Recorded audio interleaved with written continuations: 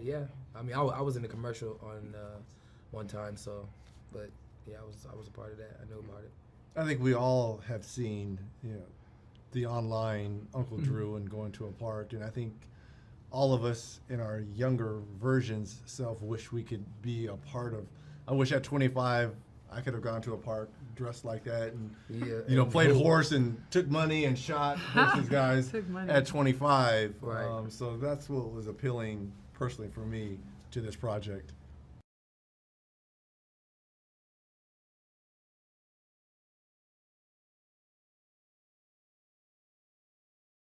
The phone call. I think they called and asked, there was an audition for the part of Betty Lou, and I was like, oh, okay, no problem. I'll be there. I'll pay for myself to come, actually, but I didn't. But, I came, but the key for me was just to buy into it. I've been acting since high school, and I love it. So when I showed up, I was actually dressed like an old lady, and I walked in and was in full character from the time I got there to leave. They were laughing. Even when I changed to go back to the airport, I was still in character. So I just felt like you have to own it, and it was a great opportunity as a role model for those young girls and women out there who play basketball.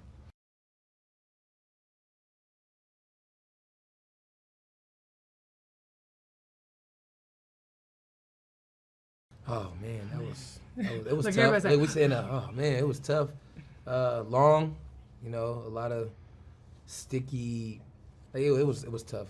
It started off at about three and a half hours, and we got it. First of all, the makeup people and the people that put on the prosthetics, they're the real MVPs of this whole thing, because they were phenomenal at applying this every single day, Monday through Friday. So we got it kind of needled down to about 2.5. But she says she was watching Games of Thrones and Insecure, and we were listening to music. We had like a party session up there, a little DJ session, so it all worked out.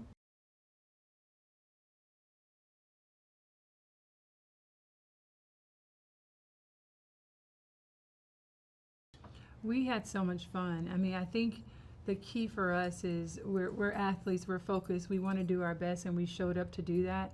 But then it became so much more working with Lil Rel, who's very talented, who would drop in, he made it funnier. He would change his lines, and we see that happen. It's like, oh, okay, we got to learn it. We can ad-lib too. We have to step up our game. And then Nick Kroll he was hilarious, and they changed their lines so much that it was just really amazing to see. And then Tiffany Haddish comes, and obviously she's amazing. She gets her lines in 2 minutes, reads it, does her lines, then changes them, and then it was even funnier. And it was just like, wow, just seeing the magic happen. Chemistry was really important, and I think this cast had it start to finish. Erica Ash was really funny. And it just, watching it all come together, we're really proud of the message, that it's heartfelt. We're really proud of the basketball part of it, and we're happy with the movie.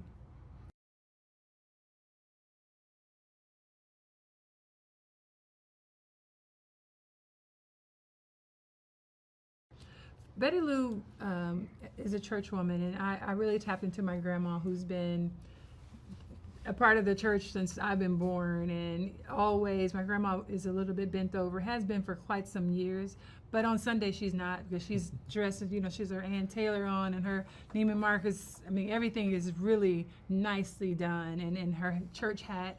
And I think for me, it's like, but don't mess with my grandma, because she will tell you off. And I felt like that was Betty Lou. Betty Lou has a lot of love. She loved the Lord. She loved preacher. But her passion is, her man, and she wants him back. And so I was just channeling my grandma somewhat, because she's feisty. My grandma could have had a bat, So I just felt like going back in between that. And then, I was feisty on the court, of course. So once we got into uniform, once Betty Lou got into uniform, that part was easy.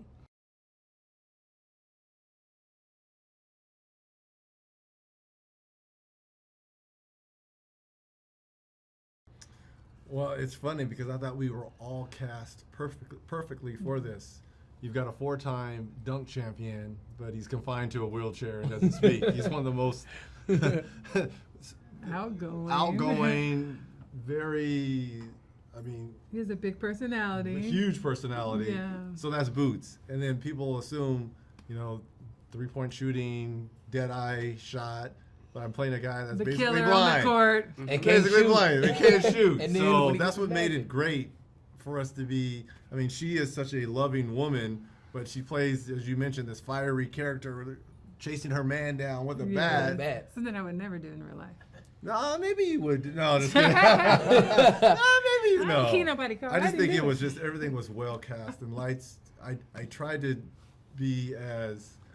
give him an honest, not being able to see, but thinking that he's still the baddest shooter in the building. Right. Hopefully, I gave him justice.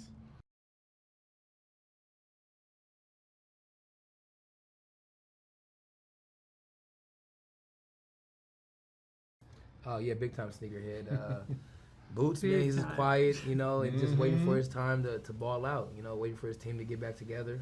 He waited patiently the whole movie to open up, to show what he can do and who he was. So he was pretty cool.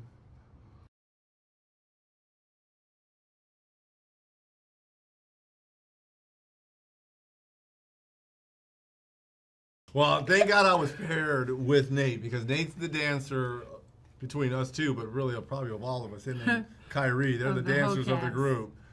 So thank God I was paired with him, and I was like, man, just make me look good. Just yeah, make we did me that. look We good. practiced in between sets. Whenever they were doing something else, me and Reggie would get together at lunch or after lunch. Just like, even if it's like 5 to 10 minutes, let's practice.